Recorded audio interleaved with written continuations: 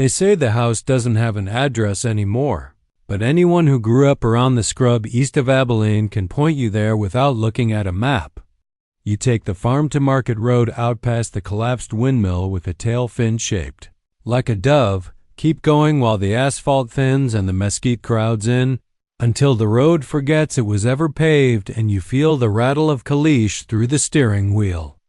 You'll see a stock tank rimmed with cattle prints like someone pressed a dozen crooked wedding rings into the mud. Past that is a frame of pecans leaning into each other like smokers at a break, and behind those trees the house sits with the particular patience of something that has learned there will always be another night.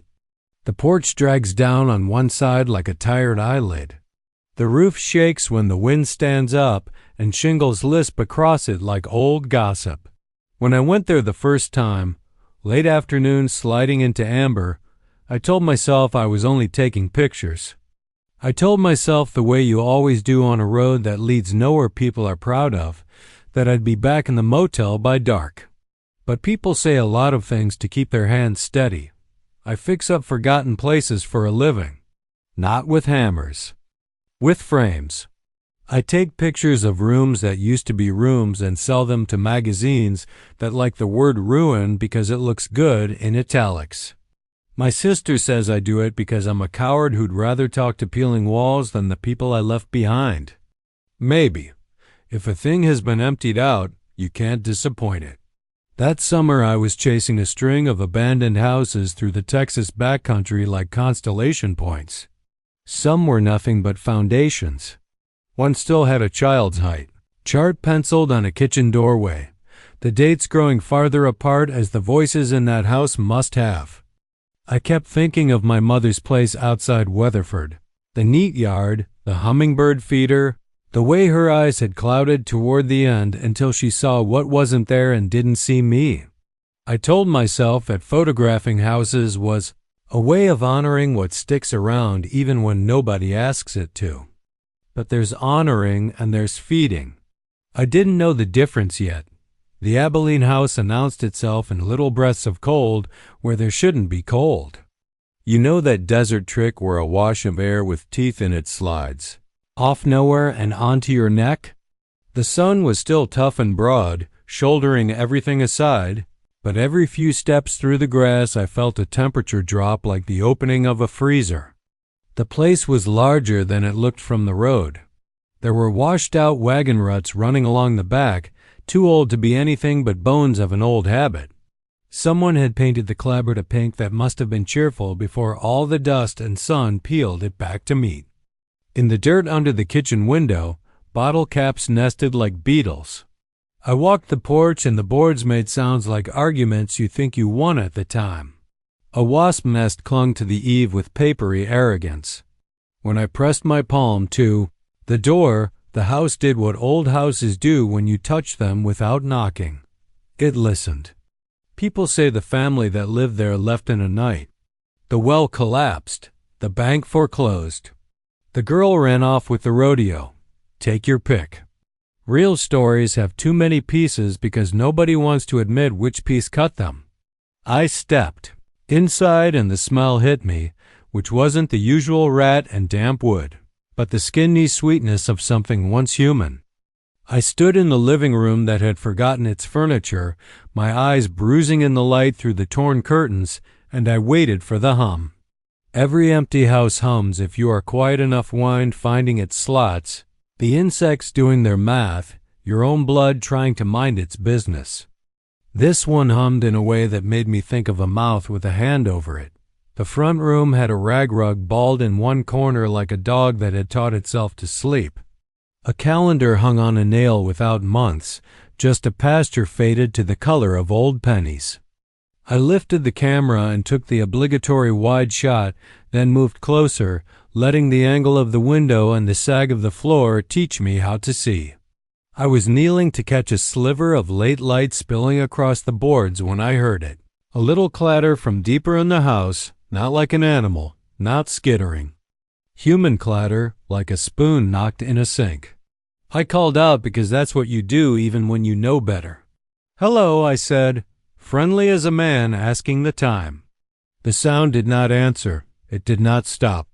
It became a suggestion that drew me past the doorway into a kitchen where the cabinets hung there, mouths open, and the sink had a rust ring like a wedding band too long worn. The spoon was on the counter. There was a jar beside it with a smear of something desiccated on the lip. When I touched the jar, I felt the same sudden Freon breath curl through my palm, and I pulled back like a nervous child. The wall above the sink had once been papered with strawberries. A few still clung there, pale and blind. Through the window, the pecans were tapping themselves awake. And there was a hole in the floor I didn't see until my heel slid and my stomach dropped and I caught myself on the sink with both hands. The plank had rotted away over a crawl space black as a habit.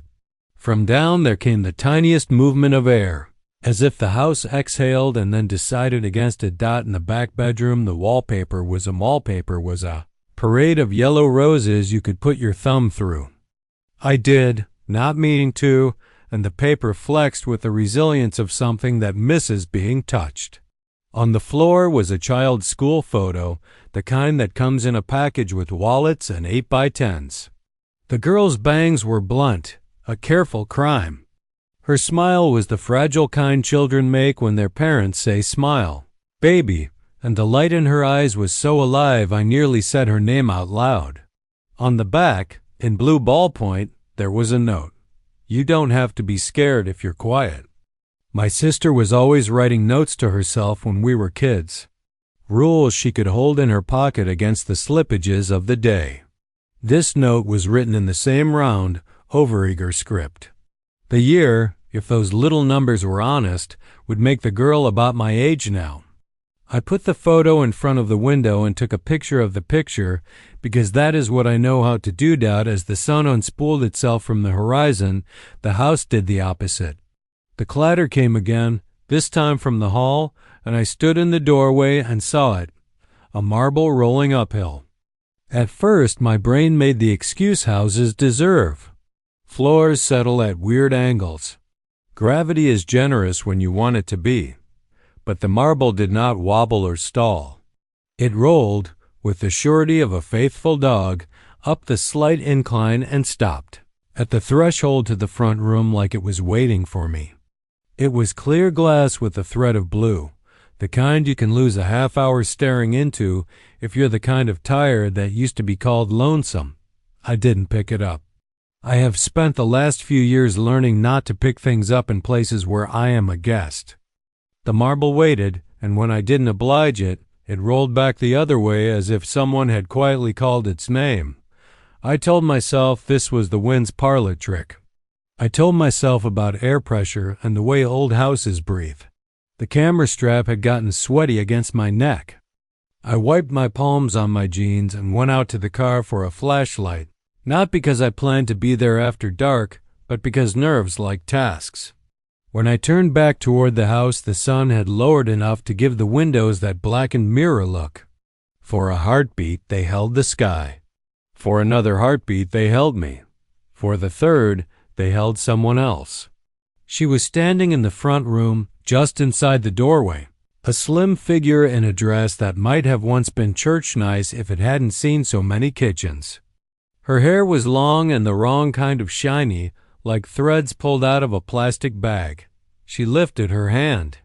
I told myself it was my own reflection elongated. I told myself a lot of things and then I went back in anyway.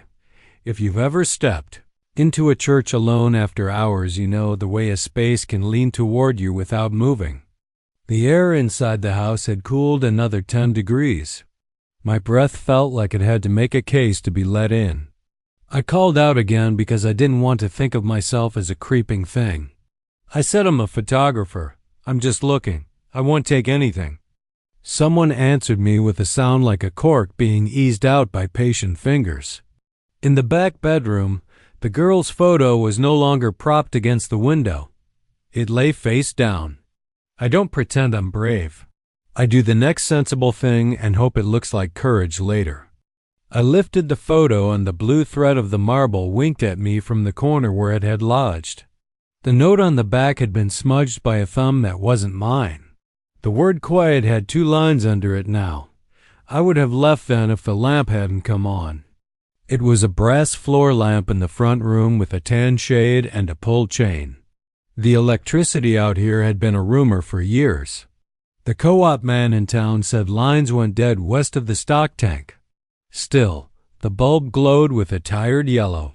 That made the dust more visible, particles moving like slow snow.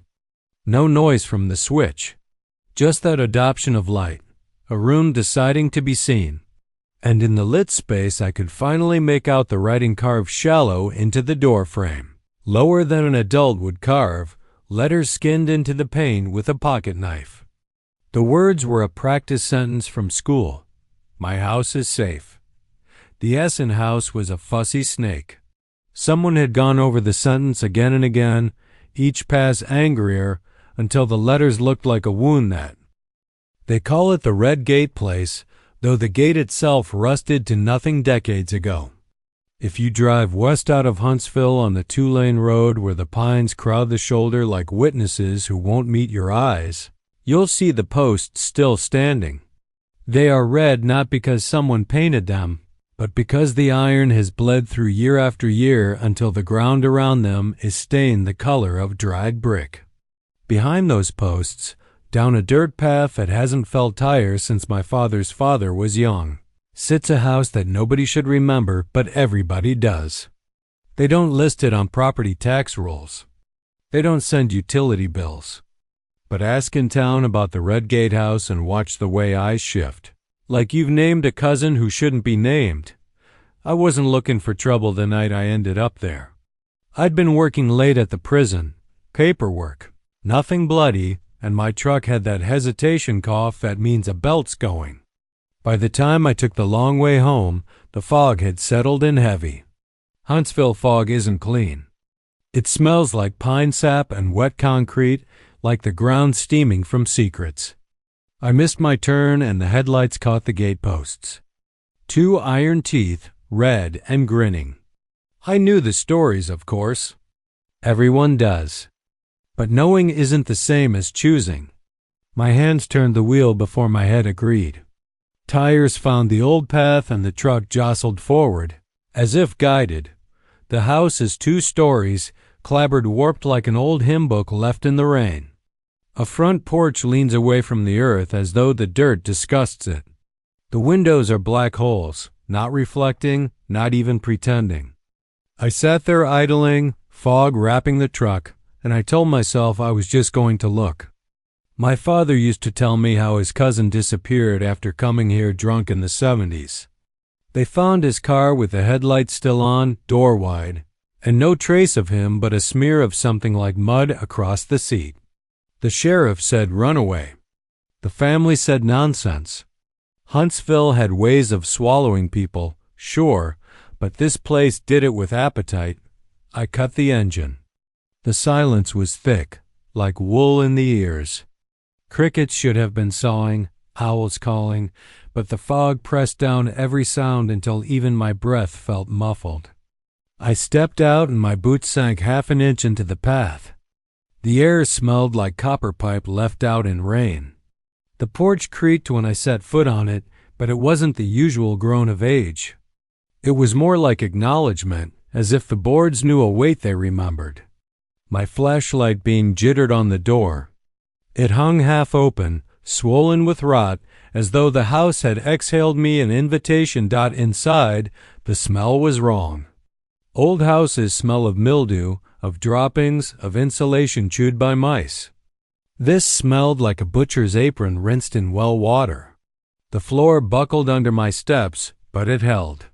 To the left, a parlor. Wallpaper curling away, roses faded to wounds. A couch frame sagged, its stuffing gnawed. To the right, a dining room where the table still sat, plates on it rimmed with mold, glasses cloudy but upright.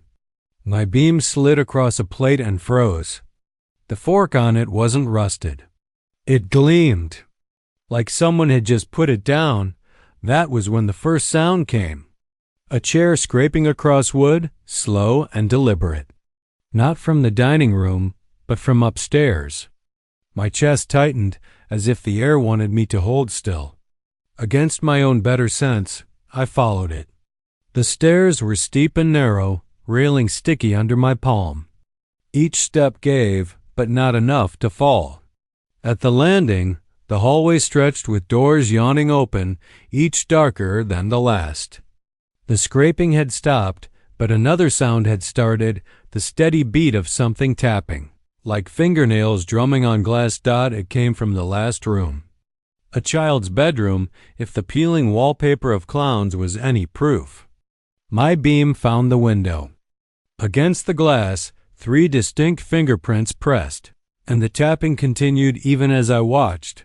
Tap, tap, like someone locked outside trying to get in, or someone inside begging to be let out. I don't know why I stepped closer. I should have run. I should have blessed myself and left. But curiosity is a sickness that feeds itself. I reached, and the cold in that room was not natural. It wasn't the absence of heat. It was the presence of something else. My breath puffed white. The glass-clouded dot the fingerprints moved. Slowly, deliberately, they dragged themselves down the pane, leaving no streak, no oil, just the impression of movement. And from behind me, in the hall, a voice said, clear as my own name, "Sit." I spun. No one there. Just doors ajar, black mouths waiting. My flashlight stuttered and died. I slapped it, panic rising, and when it flared back, the hallway had changed. Every door was closed now. Every single one. And carved into the wood of the nearest door, fresh shavings still curling at the edges, were the letters of my last name. I ran. I'm not ashamed to say it. Down the stairs, through the parlor, into the porch fog. My boots hit dirt and I expected the relief of open air, but the path twisted wrong. Where I'd come from, the truck should have waited. Instead, the path stretched longer and longer, trees leaning overhead until their branches knitted the sky. I ran until my lungs burned, and when I stumbled into a clearing, the house was there again, right in front of me, porch lamp flickering like it had been lit for my return. Something inside moved past the window.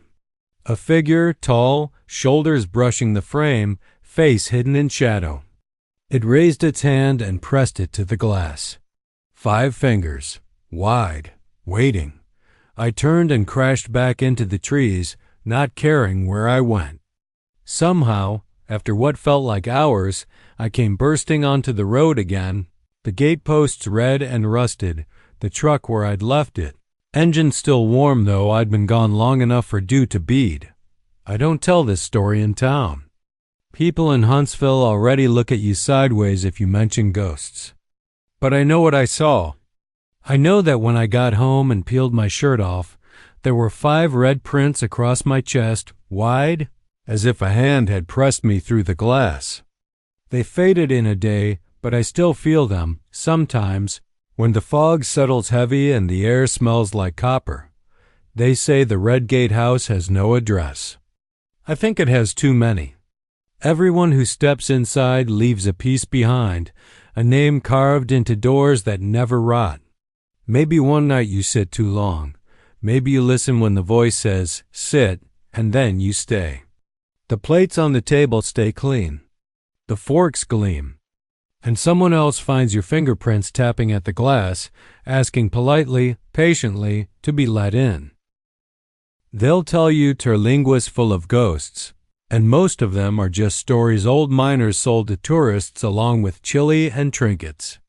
I moved out there for the emptiness, not the ghosts, because emptiness was the first thing that made sense after my wife left and the city kept touching me in little ways I couldn't stand. Out on FM 170, the river road that runs like a dry vein between the mountains and the Rio Grande, the wind minds its business and the sky is a clean, brutal kind of blue that makes you own your thoughts. I rented a casita behind a cafe that served coffee as black as drilling mud, and I patched roofs and cleaned up short-term rentals for folks who lived in Austin but wanted to brag about their place in Big Bend. That's how I first went. Out to the company house at the edge of Study Butte, the one everybody pretends not to see even though it's 5 minutes off the highway and taller than any story about it. People call it the Smelter House, but there hasn't been a smelter here since before my father's father was born. The ruin sits on a slope cut into by a dry arroyo, the walls adobe and tin, 2 stories like an old photograph of authority. From the road, it looks like a jawbone. Up close, it looks like a mouth learning how to speak again. The owners were 2 brothers out of Dallas who'd bought it as a joke. Put up drone footage on Instagram with captions about West Texas vibes and restoring history, then realized they'd bought a building no one would work on. They hired me to make it safe enough for a site visit, which is a phrase rich men use to put you in front of things they're afraid of. The first time I walked the place, late afternoon in June when the shadows go skinny and the Ocotillo look like old men with their hands up, I felt the air change under the eaves. You know that way a cottonwood throws a cooler patch, soft as a mother's hand. This wasn't soft. The air under that roof had teeth. I stood there listening to nothing and heard water where there wasn't any. It was the smallest sound, like a faucet in another room. I told myself it was the river making itself known a mile away, though the river here is shy and the wind keeps its voice for the night. Inside, the smell wasn't rot. It was sweet, the way gypsum dust is sweet when it bakes and lifts. The front room had a long counter that once could have been a bar or maybe a foreman's desk. There were chalk marks on the wall at shoulder height, slashing tallies that stopped and started without pattern. I thought of the brothers talking about a boutique hotel, of string lights and reclaimed wood and couples pretending they were wild. There was a staircase to the second floor with banisters polished by hands that could be counted in the hundreds. The steps held, which surprised me more than anything. I put my weight on each one as if the house and I were negotiating an armistice. People will tell you. They've seen lights in the upper windows at night and heard singing in Spanish, even though nobody around here sings indoors anymore. You sing out back where the sound can run and sweat. Up in that second floor hall, the light leaned in through the holes in the roof, sheets of it you could fold and burn. There were 4 rooms and a bathroom with a clawfoot tub half buried in silt, as if the arroyo had reached in and tried to pull it out by its ankles. In the far room, a window looked over the riverside, where the Sierra del Carmen rises pale and deliberate like a skeleton of sky. On the sill, someone had carved numbers, stacked like a ladder, and at the top of the ladder, a name, Lupita, with a little heart that never got finished. I put my thumb on the letters and they were smoother than the wood around them, as if 100 other thumbs had said, yes. This was real. The first time the water sound came, I was on my knees prying up rotted floorboards to see where the joists held and where they were a suggestion. It was a steady tuck-tuck-tuck, like droplets falling into a shallow basin.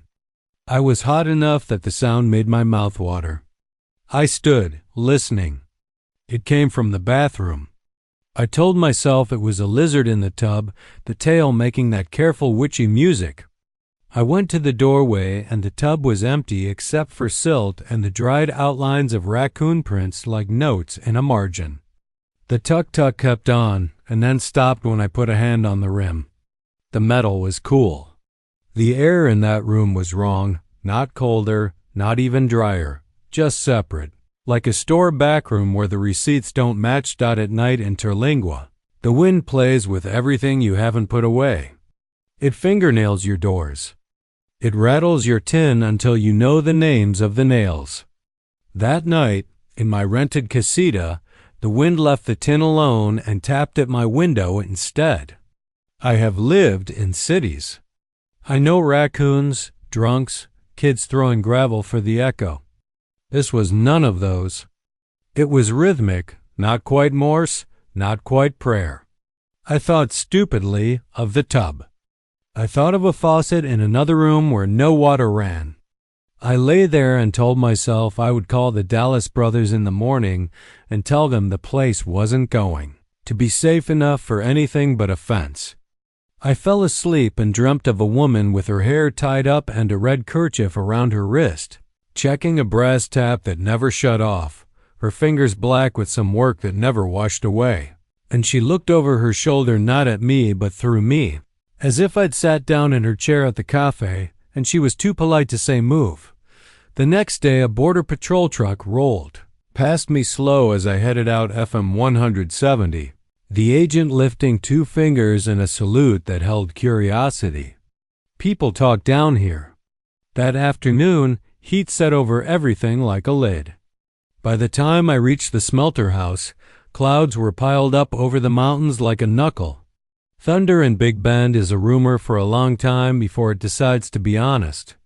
I went inside with a roll of caution tape and a coil of heavy twine and a tool bag with more comfort than tools. The air checked me like a bouncer. I stood in the front room and listened for water and heard only my own bend. Was laying tape across the stairway when someone whistled low behind me. One long note and then a shorter one, the way you'd call a dog. I turned so fast the tape snapped against my wrist. The room was empty. Dust hung in the light like a lie you can see through. The whistle came again, from upstairs this time, and I knew, the way you just know in the bones you inherited along with a map of your face, that if I went up there, something would be waiting with the patience of someone who's been stood up too many times. I don't perform brave. I perform thorough. I went. Up in the bathroom, the tub held 2 inches of water.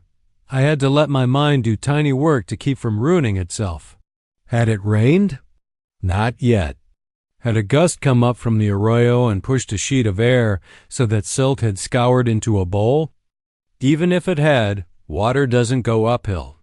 But there in the tub was a flat mirror of gray humming sky, and from somewhere above, a slow line of drops found it, one at a time, with the relief of an apology.